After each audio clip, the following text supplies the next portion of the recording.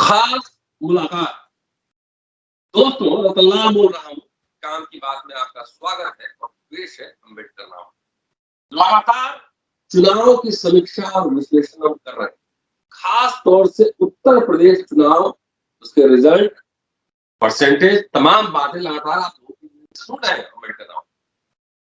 आज पुनः London university से अरविंद जुड़े हैं और अब इस एपिसोड में बताने जा रहा हूँ किस पार्टी ने किस जात को कितना टिकट दिया, कौन सी जाति कन्वर्ट हो पाई, कौन सी नहीं हो पाई, यह जानना भी दिलचस्प होगा। क्योंकि आपको याद होगा कि जनवरी में मैंने लिखा था कि कोई भी अपर कास्ट सपा बसपा को वोट नहीं देने जा रहा। बहुत लोग नाराज हुए।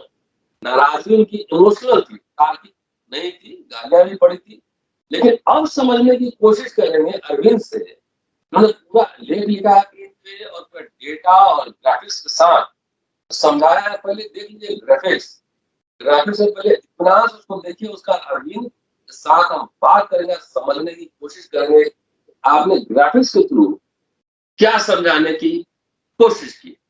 अरविंद, स्वागत है आपका अम्बेडकर नामा में। धन्यवाद प्रोफेसर रतनलाल जी, बहुत बहुत आपका आभार कि आपने जो है मुझे जो है आमंत्रित किया इस चीज के लिए।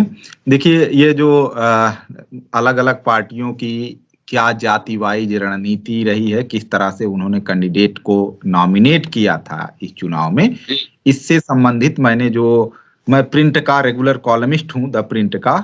तो उसमें इंग्लिश वाले डिवीजन में ये मेरा जो है उसमें आर्टिकल है, सभी पार्टियों का है, चारों पार्टियों का है, सपा का है, बसपा का है और जो है भाजपा का है, कांग्रेस का है, चारों पार्टियों का है। और अभी जो है कल आज ये पब्लिश हुआ है कि किस पार्टी के कितने एमएलए जीते और ये वाली विधानसभा जो है कैसे दिखाई देगी। तो पहले हम इसी पर बात कर लेते हैं कि किस तरीके से विधानसभा दिखाई देगी, मोटा मोटा जो है क्या क्या कंपोजिशन रहेगा।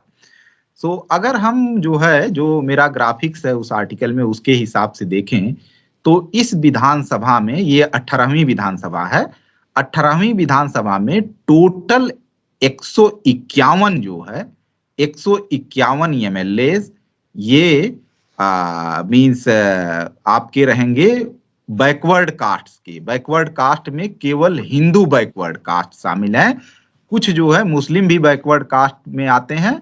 सो उनको हमने बैकवर्ड कास्ट में नहीं, मतलब ओबीसी कैटेगरी में आते हैं, तो हम ओबीसी की बात नहीं कर रहे हैं, हम बैकवर्ड कास्ट की बात कर रहे हैं। सो बैकवर्ड कास्ट में जो है 151 एमएलए टोटल जो है रहेंगे इस बार। उसके बाद जो सबसे बड़ी संख्या है वो संख्या है 131 जो है अपर कास्ट के एमएलए रहेंगे। और वो मीन्स उसमें जो है ब्राह्मण, क्षत्रिय, राजपूत, भूमिहार, कायस्थ, बनिया ये शामिल हैं, जैन, खत्री ये हैं। इसके बाद उत्तर प्रदेश में 86 रिजर्व सीटें हैं। तो 86 रिजर्व सीटों में जो है आपको कुछ पार्टियों ने अलग अलग कैंडिडेट दिया था, लेकिन उन्हीं पर केवल जो है 86 रिजर्व सीटों पर 86 एससी एसटी के एमएलए जीत के आए हैं। 34 मुसलमान इस बार जो है एमएलए जीत के आए हुए हैं और एक एमएलए सिख समुदाय का जीत के आया हुआ है। तो ये जो है, हाँ, एक एमएलए सिख समुदाय से है। वो है रामपुर जिले में एक कॉन्स्टिट्यूएंसी है, उसका नाम अभी एग्जैक्टली बहेड़ी ऐसे कुछ करके है, रामपुर जिले में, वहां से जो है एक सिख एमएलए जीत के आए हैं। सिख बहुत कैंडिडेट थे, 4-5 बीजेपी से जीत के। अच्छा, ओके। हाँ, सो ये है जो है ये कास्ट वाइज कंपोजिशन रहेगा एमएलए का। हम रिपीट करते हैं, हम रिपीट करते हैं। 151 ओबीसी, 131 सभा, हाँ 86 शेड्यूल कास्ट, हाँ शेड्यूल ट्राइब, शेड्यूल कास्ट दोनों, 34 आपके मुसलमान, एक सिख। ग्राफिक्स है ये जो है 403 का ये बंटवारा है, ठीक है। इसके बाद में अगर हम बैकवर्ड कास्ट की बात करें, हिंदू बैकवर्ड कास्ट की, तो उसमें जो है 90 एमएलए बीजेपी के जीत के आए हुए हैं, 90 एमएलए। हाँ, उसके बाद सेकंड नंबर पे 60 एमएलए वो जीत के आए हैं समाजवादी पार्टी। और एक एमएलए कांग्रेस से जीत के आया हुआ है, वो कि गोरखपुर जिले से, बैकवर्ड कास्ट। हाँ हाँ, राइट। तो कांग्रेस इस बार 2 ही सीट जीती है, एक ब्राह्मण है उसका और एक ओबीसी कुर्मी बिरादरी के हैं, वो गोरखपुर से जीत के आए हुए हैं। फिर अगर हम अपर कास्ट की बात करें तो अपर कास्ट में 117 एमएलए जो है बीजेपी के जीत के आए हैं। ओ, हाँ, 117 बीजेपी के हैं, 11 एमएलए जो है, जो अपर कास्ट का फिगर है उसमें 11 एमएलए समाजवादी पार्टी के हैं, एक एमएलए कांग्रेस पार्टी का है अपर कास्ट, और एक बहुजन समाज पार्टी का है, और एक जो है राजा भैया खुद हैं, उन जनसत्ता लोकतांत्रिक जनसत्ता दल करके उन्होंने अपनी पार्टी बनाया हुआ है। तो ये जो है अपर कास्ट का कॉन्फ़िगरेशन है। फिर अगर हम शेड्यूल कास्ट शेड्यूल ट्राइब सीटों की बात करें तो शेड्यूल कास्ट शेड्यूल ट्राइब सीटों में 65 जो है एमएलए बीजेपी के जीत के आए हैं, और 65 एमएलए बीजेपी के, 86 में 65 जो है बीजेपी ने सीटें जीता है, 86 रिजर्व सीटों में से। इसके बाद 20 सीटें जो है वो समाजवादी पार्टी ने जीता है, और एक एमएलए जो रिजर्व सीट पर चुन के आया है वो राजा भैया की पार्टी लोकतांत्रिक लोकतांत्रिक जनसत्ता दल से चुन के आया हुआ है। ठीक है। फिर अगर हम बात मुस्लिम की करें तो 34 जीत के आए हैं, और 34 के 34 जो है वो सारे समाजवादी पार्टी से जीत के आए हैं। एक सिख एमएलए है जिसके बारे में हमने बताया कि वो आपके आए हैं वहां से, मींस बीजेपी। हाँ, इसके बाद अगर हम इसको जो है इस पूरे डेटा को फिर मैंने जातिवार देखने की कोशिश किया है, कि इंडिविजुअल जातिवार देखने की कोशिश किया है कि कौन सी जाति का सबसे ज्यादा एमएलए चुन के आया है इस विधानसभा में। तो पहले नंबर पे सबसे ज्यादा एमएलए चुन के आए हैं ब्राह्मण जाति के, और ब्राह्मणों के 52 एमएलए चुन के आए हुए हैं इस चुनाव में। 52 अकेले एक समुदाय जो है 52 एमएलए हैं, और उन 52 एमएलए में 46 बीजेपी के हैं, 46 बीजेपी से हैं, 5 समाजवादी पार्टी से हैं, और एक एमएलए जो है वो कांग्रेस पार्टी का है। उसके बाद हम आते हैं सेकंड नंबर पे, सबसे ज्यादा एमएलए राजपूत या ठाकुर बिरादरी के चुन के आए हैं, और ये हो गए आपके 43 बीजेपी के चुने गए हैं, बीजेपी के टिकट पे, बीजेपी और उसके गठबंधन सहयोगी में। उसके बाद जो है ये सारा डेटा, मतलब बीजेपी का जब मैं कह रहा हूं तो उसके गठबंधन शामिल है, और जब समाजवादी पार्टी का कह रहा हूं तो उसका भी गठबंधन, तीनों शामिल है। तो 43 जो है बीजेपी के गठबंधन से चुन के आए हैं, 4 समाजवादी पार्टी की तरफ से हैं, और एक जो है वही एक बीएसपी का एमएलए है राजपूत, और एक जो है राजा भैया की पार्टी का एमएलए है। ये जो है इधर का फिगर हो गया। तीसरे नंबर पे सबसे ज्यादा जो एमएलए चुन के आए हैं वो कुर्मी और सैंथवार बिरादरी, दोनों मिला के, मैंने दोनों को एक साथ रखा क्योंकि कुर्मी सैंथवार एक ही लोग कहते हैं। तो कुर्मी और सैंथवार बिरादरी तीसरे नंबर पे सबसे ज्यादा एमएलए भेजी है, और वो है 27 एमएलए उसके बीजेपी के टिकट पे चुन के आए हैं, बीजेपी और उसकी सहयोगी अपना दल सोनेलाल पटेल वाला ग्रुप। इसके बाद दूसरे नंबर पे सबसे ज्यादा समाजवादी पार्टी से 13 कुर्मी एमएलए जीत के आए हुए हैं, और एक एमएलए जो है वो कांग्रेस का है। फिर अगर हम बात करें चौथे नंबर पे सबसे ज्यादा मुस्लिम 34, सारे के सारे समाजवादी पार्टी से जीत के आए। फिर आप आ जाइए जाटव और चमार कलेक्टिवली जो है 19 जाटव और चमार बीजेपी गठबंधन के सीट पर चुन के आए हैं, 10 जो है समाजवादी पार्टी के उस पर चुन के आए हुए हैं।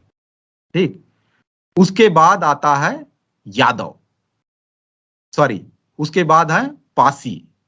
तो पासियों में 18 पासी जो है वो बीजेपी से चुन के आए हैं, 8 समाजवादी पार्टी से चुन के आए हैं, और एक राजा भैया की पार्टी से लोकतांत्रिक दल से चुन के आया हुआ है। फिर उसके बाद है यादव। यादवों में 3 यादव बीजेपी से चुन के आए हैं और 24 यादव समाजवादी पार्टी से चुन के आए हैं। तो कुल 27 यादव जो है इस चुनाव में जीत के आए हुए हैं। ठीक है।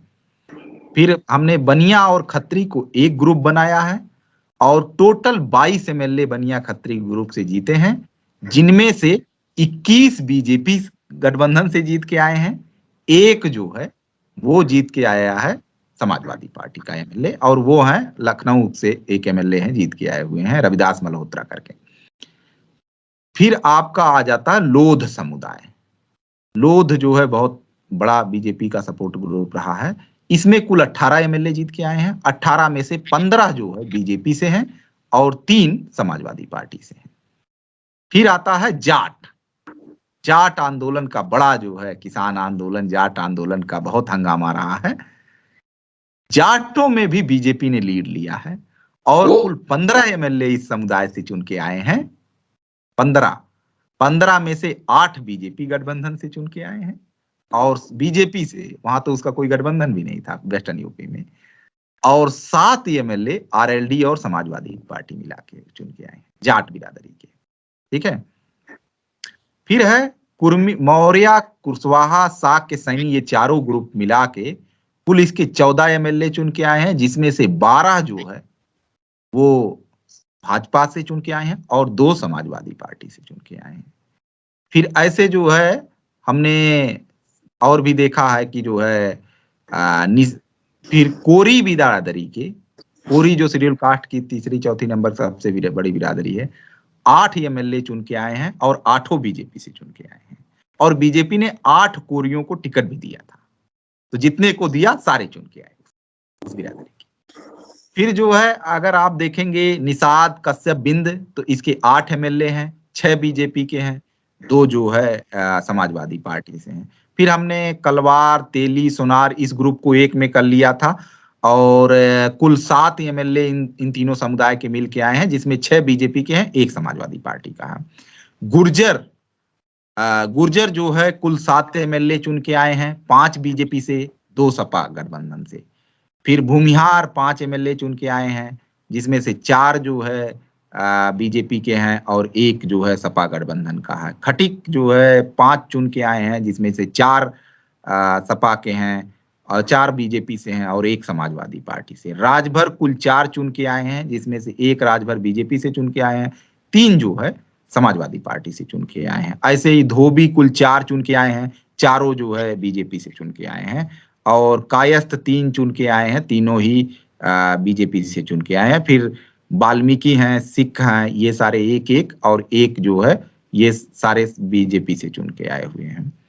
तो ऐसे है, ये जो है पूरा कास्ट कंपोजिशन है कि किस तरीके से इस बार एमएलए अलग अलग पार्टियों से चुन के आए हुए हैं।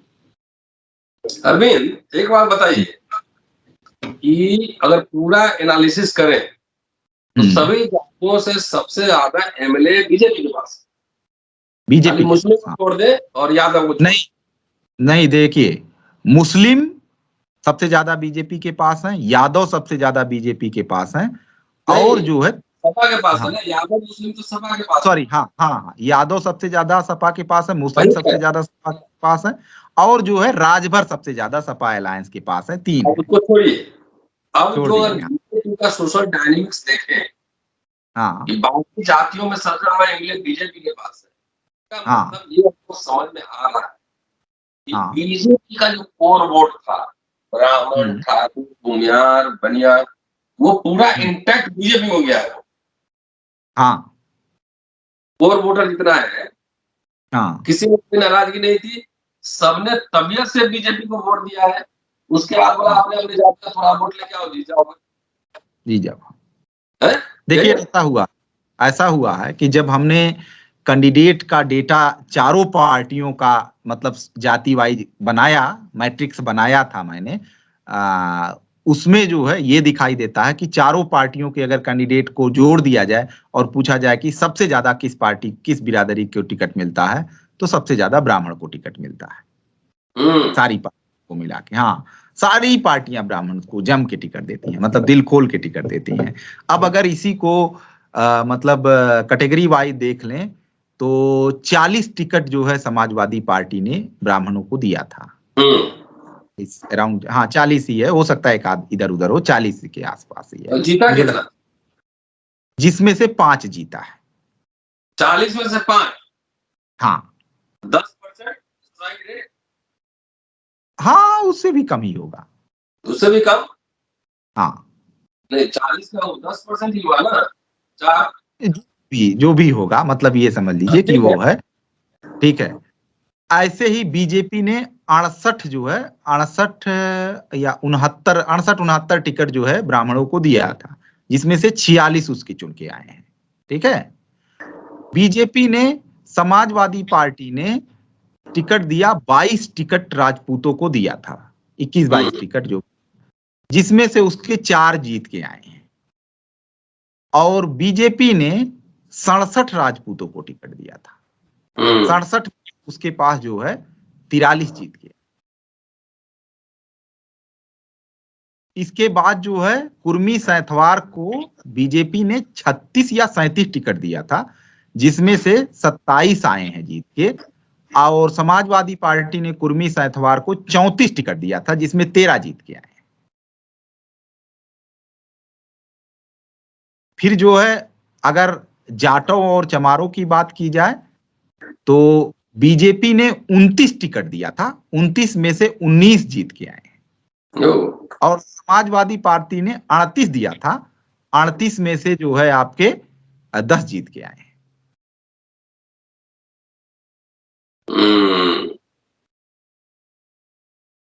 तो बीजेपी ने जैसे 8 यादवों को, मुझे लगता है 8 यादवों को टिकट दिया था, जिसमें 3 जीत के आए हैं। समाजवादी पार्टी ने 53 यादवों को दिया था टिकट, जिसमें से 24 जीत के आए। तो कलेक्टिवली जो है इसमें एक इंपॉर्टेंट चीज ये हुआ है कि देखिए इस पूरे मामले में अगर मैं इसको देखूं तो जो कैंडिडेट का सिलेक्शन पैटर्न है, मतलब कैंडिडेट वाला डेटा जो मेरा है, वो बताता है कि कैंडिडेट सिलेक्शन में भी एक्चुअली पार्टियों के साथ गेम प्लान हो जा रहा है। बीजेपी को कैंडिडेट सिलेक्शन में बहुत एडवांटेज है, और वो एडवांटेज इस वजह से आता है क्योंकि पहली बात तो वो पूरा अगर वो कहती है कि जो है बीजेपी के लिए कहा जाता है कि वो आइडियोलॉजिकली कम से कम ईमानदार पार्टी है, कि वो कहती है कि भाई जो है हम, योगी ने कहा कि हम 80 और 20 की राजनीति करते हैं, ठीक है। तो उन्होंने 20 में किसी को नहीं टिकट दिया। 20 जो उनके हिसाब से जो 20% मुसलमान है, उन्होंने एक भी टिकट नहीं दिया। उनका सहयोगी अपना दल ने एक टिकट दिया था सुआर टांडा से जो है एक सीट, वो भी आजम खान के बेटे के खिलाफ, जहां से हारना तय था वहां से तो कोई भी 200-400 वोट नहीं पाता। सो बीजेपी ने क्या किया, बीजेपी उस मामले में अपना ईमानदार है। अब जो उसके पास सीट ये बचती है, वो सीट वो जम के ओबीसी में बांट देती, ठीक है। जितना ये पार्टियां 60-67 जो है मुस्लिमों को टिकट देती हैं, बीजेपी वो टिकट जो है 60-67 सीधा ओबीसी में बांटती है, कुछ एक आध दो जो है। और इधर ये पार्टियां कहती तो हैं कि हम 85-15 की लड़ाई लड़ रहे हैं, ठीक, लेकिन टिकट में नहीं दिखाई देता है। टिकट में आपको दिखाई देगा कि 67-78 टिकट के आसपास जो है समाजवादी पार्टी ने पूरा अपर कास्ट को बांटा था। तो वहां पर ईमानदारी नहीं है, वहां पर नहीं है। इधर आपको मुस्लिम्स को देना पड़ता है, तो जो है, ये मैं नहीं कह रहा हूं कि मुस्लिम्स को टिकट देना गलत है, ये बात नहीं है। मैं कह रहा हूं टिकट उधर देना पड़ता, तो आपके पास ओबीसी को, अलग अलग जातियों को देने के लिए टिकट हो जाता है कम। अच्छा, इसमें जो है एक बड़ा गेम ये हुआ है, और इसमें ये जिसको कहते हैं इंटेलेक्चुअल लेजीनेस का नतीजा है, कि दिल्ली में बैठ के आप चुपचाप जो है लेजीपन करिए और हो जाएगा। वो ये है कि बीजेपी जो ये पार्टियां क्या है कि चुनाव के पहले आप देखेंगे 1 साल से पूरा हंगामा, मतलब मीडिया में, इंटेलिजेंस या हर जगह ये शोर किया गया कि ब्राह्मण बीजेपी से बहुत नाराज है, ब्राह्मण बीजेपी से बहुत नाराज है। खाली हम नाराज नहीं है, हाँ, अम्बेडकर नाराज नहीं है। हाँ, दरअसल ये ब्राह्मण इंटेलिजेंसिया के लोग जो है, उस समुदाय के लोग ये काम करते हैं, हर चुनाव के बाद पहले करते हैं। वो कहते हैं ब्राह्मण तो जी बहुत नाराज है, बस टैक्टिकल शिफ्ट करने वाला है, ठीक। तो इससे क्या होता है कि सारी पार्टियों पर दबाव बन जाता है, उनको ज्यादा ब्राह्मण टिकट देना। हम्म बस उनको लगता है कि अब हम जो है वो, देखिए अगर ब्राह्मण इस तरह शोर न मचाएं कि हम नाराज हैं, हम नाराज हैं, तो बीजेपी उनकी सीट न कम कर देगी धीरे धीरे। पिछली बार जो है, इस बार पता चला कि आपको 68 नॉमिनेट की है, 69 नॉमिनेट की है। अगली बार कहेगी कि अच्छा चलिए 60 पे ही एडजस्ट कर लीजिए, फिर कहेगी 50 पे एडजस्ट कर लीजिए, ठीक। तो वो क्या करते हैं कि वो शोर करते हैं कि बहुत बहुत ही सख्त नाराज है। उससे क्या होता है कि बीजेपी उनकी संख्या बढ़ा देती है, और इधर जो है बाकी पार्टियां भी उसी गच्चे में आ जाती हैं।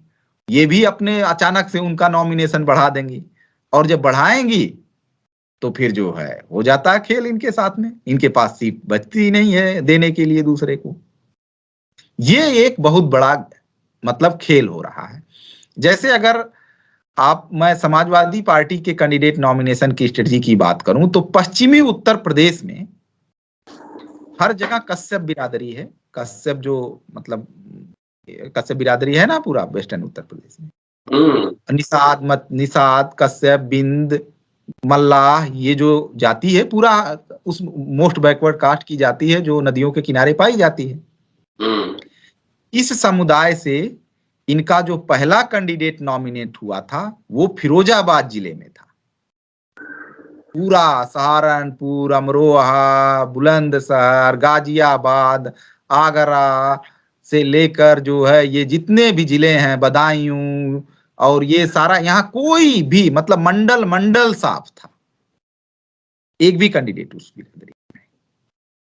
पहला कैंडिडेट कहाँ? फिरोजाबाद में। फिरोजाबाद या फरुखाबाद, सॉरी फरुखाबाद में मुझे लगता है, उसी जिले में, वही फरुखाबाद और फिरोजाबाद, उन्हीं जिलों में पहला वो डॉक्टर मुकेश वर्मा जो है वही एक कैंडिडेट थे इनसे, ठीक। तो ये इन सारी जातियों का कोई प्रतिनिधित्व ही नहीं था, और रहे भी कैसे, आपके पास सीट ही नहीं है देने के लिए। आपको तो सीट देना है जो है, जो सीट है अपर कास्ट के लिए आपके पास है, वहां जो है आप मतलब 38-39 ब्राह्मण को दे रहे हैं, 22 जो है इसको दे रहे हैं, और इधर निषाद को कितना दे रहे हैं? 4 सीट ले लो भाई, 5 सीट ले लो। पूरे गठबंधन से जो है 4 राजभर उम्मीदवार थे, केवल 4। रामाचल राजभर, अब वो तो 1991 से विधायक चुने जा रहे हैं लगातार, तो रामाचल हो गए। इसके बाद दूसरे उम्मीदवार थे आपके कमलाकांत राजभर, जो कि सुखदेव राजभर के बेटे थे दीदारगंज सीट से, अभी सुखदेव राजभर जी की मृत्यु हो गई। तीसरे ओम प्रकाश राजभर थे, चौथे ओम प्रकाश राजभर के बेटे अरविंद राजभर, बस। इसके अलावा और कोई पांचवा राजभर उम्मीदवार नहीं था।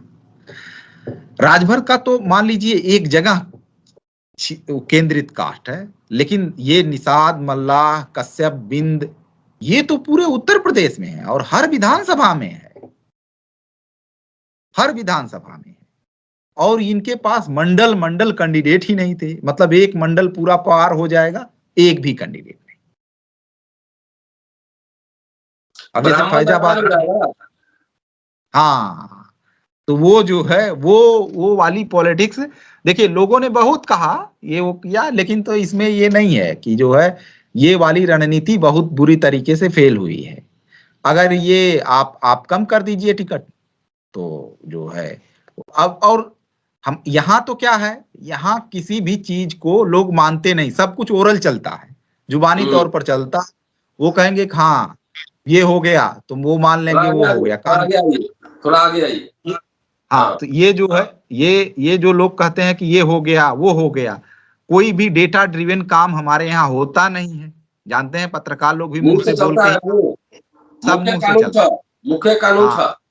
हाँ, मुंह से जो बोलना होगा लोग मुंह से बोलेंगे, ठीक है। डेटा ड्रिवन कोई काम होता नहीं है। तो डेटा ड्रिवन काम जो है, जैसे ये वर्क जो हमने किया है, ये डेटा ड्रिवन काम, हम क्या कर लेंगे भाई, कि जो है तुमने नहीं दिया है तो नहीं दिया है, खत्म बात है। तो इसके बाद जो सर्वे हुए हैं, CSDS वगैरह का सर्वे, वो भी बताता कि एक तरफा जो है अपर कास्ट का वोट गया हुआ है बीजेपी के फेवर में, वहां सर्वे पब्लिश हुआ है, उसकी रिपोर्ट पब्लिश हुआ। अब इन लोगों का क्या काम है? ये लोग कहेंगे जिसको अरविंद, जिसको भी थोड़ा कॉमन सेंस होगा, इतिहास का सेंस होगा, वो ये कहेगा कि अपर का सारा वोट जा रहा है बीजेपी। जो पागल आदमी होगा उसी को ये बात नहीं समझ में आएगी कि अपर का कोई आरजेडी या समाजवादी या बसपा को वोट दे रहा है। क्यों देगा वो? क्यों देगा? सही बात है। उसका कारण क्यों देगा? जब सपा को बसपा से भिड़ाना था तब या सपा को देगा या बसपा को देगा, लेकिन जब उसका घर मजबूत हो गया है तो क्यों देगा वोट? कोई कारण नहीं समझ में आता, कोई कारण नहीं समझ में आता। सही बात, सही बात। तो यही हुआ है। मतलब अब आपके पास ना तो, अब आपके पास क्या है, मतलब मोस्ट बैकवर्ड कास्ट वगैरह को देने के लिए क्या है? एक तो सीट ही है तो जो दे सकते हैं ना, वो भी नहीं दे रहे हैं। नहीं, मैं जनवरी में, आपको याद होगा मैंने लिखा था ये सीट बांट देना चाहिए। सब बांटने का मतलब है कि आप 400 से 250 लड़ लीजिए, बाकी छोटी छोटी जाति जिसका पॉलिटिकल एस्पिरेशन है उसको आप बांट दीजिए। तो उसमें मैंने पूछा फेसबुक पे, 11 लड़कों ने मुझे गाली दी है पूरा। वो तो उनको उसको छोड़ दीजिए, वो तो उन लोगों का अपनी समझ है, जो समझ है जिसकी वो करेगा उसके हिसाब से, उसमें क्या करेंगे। हमने कुछ रिप्लाई नहीं किया, हमने इसको बात ही नहीं समझ में आया कि सारा नहीं, वो खाली ले लेगा, चमार ही ले लेगा या मुसलमान ही ले लेगा, तो बाकी जातियां कहाँ जाएंगी? हाँ, नहीं, कहीं सही बात है। अब रिजल्ट सामने आ गया और क्लियर। हाँ, इसमें देखिए एक इम्पोर्टेंट चीज है कि जो है बीजेपी मुसलमानों को छोड़ दिया जाए तो बाकी मामलों में बहुत ही डाइवर्सिफाइड पार्टी है। मतलब उसमें ज्यादा से ज्यादा जातियां रिप्रेजेंटेड हैं। जैसे कि नट बिरादरी का एमएलए जो चुना गया है वो भी बीजेपी से ही है। ठीक है, इस बार जो है नट बिरादरी का भी एमएलए चुना गया है। और मुझे लगता है कि और भी ऐसे छोटी छोटी तमाम जातियां हैं, उन सबको वो एक एक टिकट कहीं कहीं देके जिता ले रही है। अब वो पूरे अपने प्रदेश में घूम घूम करके वो अपनी बिरादरी वालों को मोबिलाइज करते हैं। गेम खत्म है। और इन लोगों के वही उत्तर भारत में कोई ऐसी पार्टी है अभी या नेता है जो बोले कि बैकवर्ड फॉरवर्ड की लड़ाई हम एक भी ब्राह्मण को टिकट नहीं? हाँ, नहीं, मतलब मैं उस तरह, मतलब ये देखिए, आप सीट देने में दिक्कत नहीं है, लेकिन सीट डिस्प्रोपोर्शनेटली देने का कोई मतलब ही नहीं है। जब कोई कम्युनिटी आपको वोट नहीं दे रही है तो आप उसको जबरदस्ती थोक के भाव अपना टिकट क्यों देके खराब कर रहे हैं? और ये किया है इन लोगों ने। अब आप सोच लीजिए कि मतलब इन्होंने 40 टिकट दिया था ब्राह्मणों, 39-40 टिकट दिया था, और 39-40 में से 5 एमएलए इनकी जीत के आए। बसपा ने कितना दिया? ये बसपा का डेटा आपने नहीं दिया। अरे वो भी बता देता हूं, आप रुक जाइए 1 मिनट, बता देता हूं, सारी पार्टियों का बता देता हूं। अगर जो है आप जानना चाहते हैं कि पार्टी वाइज क्या था, ये सारा कुछ पब्लिश आर्टिकल है, तो मैं जो है इसको मतलब बहुत ज्यादा इस पर फोकस करना नहीं चाहता था। अगर हम शुरुआत करें जो है बीजेपी से ही शुरुआत करते हैं इसको समझने की, तो जातिवार अगर आप देखना चाहते हैं तो बीजेपी, हाँ मैं ओरली बता देता हूँ ओरली जो है, बीजेपी ने अपर कास्ट में जो है 67 टिकट राजपूतों को दिया था, 68 ब्राह्मण को दिया था, 31 बनिया खत्री ये सभी कास्ट को दिया था, और 9 भूमियारों को दिया था टिकट बीजेपी ने। ठीक है, फिर जो है अगर आप देखेंगे कि जो है बीजेपी का ओबीसी में, मतलब बैकवर्ड कास्ट में, तो 35 टिकट जो है कुर्मी सैथवार को, मौर्य कुशवाहा साक के सैनी 25, जाट 15, लोध 18, निषाद बिंद कश्यप 9, कलवार तेली सोनार 7, यादव 7, गुर्जर 7, राजभर 5, अदर्स जो है 11। और शेड्यूल कास्ट में देखेंगे तो जाटव और चमार जो है 26, पासी 26, धोबी 7, खटिक 6, कोरी 8, वाल्मीकि 2, अदर्स 12। ये जो है बीजेपी का रहा है, बीजेपी का डिस्ट्रीब्यूशन रहा है।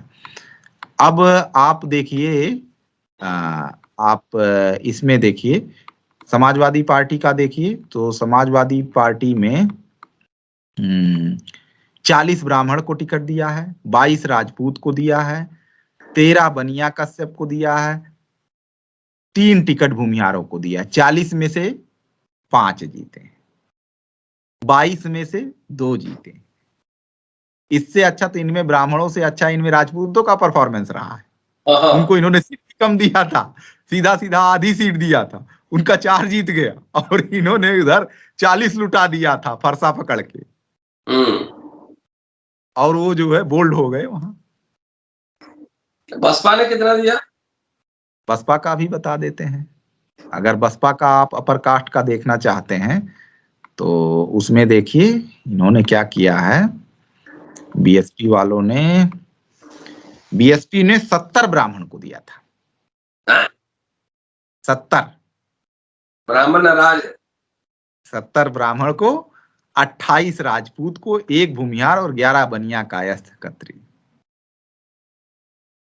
जिसमें से 1 राजपूत जीता, बाकी सारे जो है वो अपने वहां से जीता, बलिया के बाबू साहब।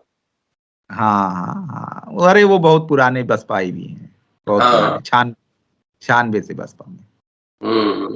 आज जो है कांग्रेस का भी देख लीजिए, सबसे पुरानी पार्टी है तो जो है उसको भी देख लीजिए क्या वो करती है। 72 ब्राह्मण को टिकट दिया है। अच्छा। 53 ठाकुर राजपूत को, 15 बनिया को, 5 भूमिहार को। महिला को कितना दिया? महिला का हमने नहीं कैलकुलेट किया। अच्छा। हाँ, ये जो है ये कैंडिडेट नॉमिनेशन स्ट्रेटजी रही है। को ओवरऑल कुल मिला के ये बताएं कि कैंडिडेट में जो है ये लोग अभी भी उसी ढर्रे पर पहुंचे हुए हैं कि ढेर सारे अपर कास्ट को नॉमिनेट करते हैं, जिससे इनको ओबीसीज और उनको टिकट देने के लिए मिलता नहीं है, उनको मोबिलाइज करने के लिए। और इधर से बीजेपी क्या करती है कि मुसलमानों वाला टिकट काट के उसमें ओबीसी को दे देती है। हाँ बस। चलिए कंक्लूडिंग रिमार्क देखिए, मतलब लोग जो है हमेशा हारने के लिए कोई न कोई कांस्पिरेसी और ये वो ढूंढ के लाने की कोशिश करते हैं। इन सारी चीजों से लोगों को बचना चाहिए और एक ऑब्जेक्टिव जो एनालिसिस होती है वो ऑब्जेक्टिव एनालिसिस करना चाहिए। वो देखना चाहिए कि आपकी पार्टी कैसे टिकट दे रही थी, किसको दे रही थी, किसको मोबिलाइज कर रही थी।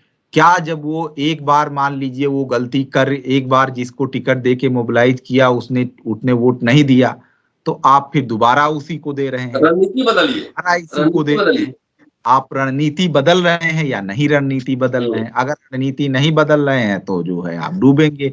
अब बीएसपी 2007 से एक ही ड्रम पीटे हुए, एक ही ढोल बजा रही है कि ब्राह्मण आएगा हमारे पास, ब्राह्मण आएगा, और तब से हो गया 15 साल। ये करते करते वो डूब गई पार्टी। पहले वो 70-80 टिकट जो भी बीएसपी ने दिया वो सारा टिकट पहले मोस्ट बैकवर्ड कास्ट को जाता था, तो मोस्ट बैकवर्ड कास्ट जुड़ता था, रहता था इनके साथ में। अब जो है ये है कि चलो अच्छा अपर कास्ट कैंडिडेट के पास पैसा होता है, ये समझ हो गई कि वो पैसा वैसा होता है उससे वो सब मैनेज कर लेगा लोकल लेवल पे, तो वो हो नहीं रहा है। नहीं होता है, पैसा से नहीं होता है, खाली पैसा से नहीं होता है। हाँ हाँ, खाली पैसा से नहीं होता है, लोग जो है सब देखता है। तो बीजेपी जो है अभी कैंडिडेट नॉमिनेशन की वजह, जैसे मैंने पहले भी बताया था कि संगठन के तौर पर भी वो बहुत डेमोक्रेटिक दिखता है। हाँ, उसमें कोई भी आदमी टिकट वितरण में भी मुसलमान को छोड़कर डेमोक्रेटिक ही है। मुसलमान को छोड़ के डेमोक्रेटिक ही है, बाकी सबके लिए वो डेमोक्रेटिक है। तो वहां नट बिरादरी का भी आदमी उम्मीद लगा सकता है उसको टिकट मिल जाएगा। इतने छोटा पॉपुलेशन है और सबसे बैकवर्ड है। बाकी जातियों में जो है ये कोई नहीं है। जैसे समाजवादी पार्टी में एक टिकट गोंडा जिले में एक नाई बिरादरी जो होती है उसको एक टिकट दिया गया था, ठीक है। और जब मैं अपना डेटा कलेक्ट कर रहा था तो समाजवादी पार्टी से जिनसे बात करता था सब लोग यही कहते थे, बताइए एक टिकट दे के बेकार कर दिया सीट, वहां तो फलाना आदमी बहुत मजबूत कैंडिडेट था, ठीक। अरे लोग मतलब ये है नहीं, सब तो काम करो ना, खाली जाटव यादव सब मजबूत कैंडिडेट तो यही सब, तो उसी को लड़वाओ खाली। नहीं, वही मोटी मोटी समझ यही है कि जो है, अरे वो कैसे हो सकता है, मतलब नहीं, अरे भाई उसकी जाति की संख्या नहीं है तो क्या वो एमएलए नहीं चुना जा सकता है? फिर आप कार्यकर्ता की तरह काम कीजिए उसके लिए, यादव जाटव मुसलमान सब मिलकर उसको नेता बनाए, क्या दिक्कत है बना? अब लेकिन वो लोग नहीं चाह रहे हैं ना। बीजेपी ने ये काम बहुत बेहतरीन ढंग से किया, तरीके से किया है, आई नो दैट। देखिए उसमें ये है कि अगर जो है उसने टिकट काट के किसी ब्राह्मण का या किसी का भी टिकट काट के किसी दूसरी बिरादरी का टिकट दे दिया, तो उसका जो है, उसका जो कार्यकर्ता है या जो वो है, वो ये नहीं कहता है कि अरे इसकी तो जाति की संख्या ही नहीं है, इसके तो वोटर ही नहीं है, इसको कैसे दे दिया। वो कहते नहीं, राष्ट्रवादी है, हिंदू है, हम सारे लोग हिंदू है, उसको वोट करेंगे। ठीक, इधर कहते करे। चलिए, मजा आ गया अरविंद, बात करते हैं, और इतनी शानदार आपने बातें सब कही है दोस्तों। ऐसा है अरविंद साहब है, अगर रिसर्च किए हुए यहाँ पे बात नहीं होती है। पूरा वीडियो सुनते रहिएगा, शेयर करते रहिएगा। Arvind, final word. Final word तो अब तो बोल ही दिया मैंने, फाइनल वर्ड हो गया। चलिए, पूरा वीडियो सुनिए, शेयर कीजिए। अरविंद बहुत ही सीरियस स्टडी करते हैं, गहन अध्ययन करते हैं, और अम्बेडकर नामा पर यह कथा कहानी नहीं होता है, काम की बात होती है, पूरा पढ़ लिख के तैयारी होती है। इसलिए लंबा वीडियो ही बनता है, 40 मिनट, 50 मिनट, 1 घंटा। अगर समय की कमी नहीं, लेकिन आप पूरा समय निकालकर सुनिए, शेयर करते रहिए, सब्सक्राइब करते रहिए। शुक्रिया की वॉचिंग एंड शेयरिंग अम्बेडकर नामा। जल्दी मिलता हूँ अगले एपिसोड में। शुक्रिया। Thank you, thank you, thank you.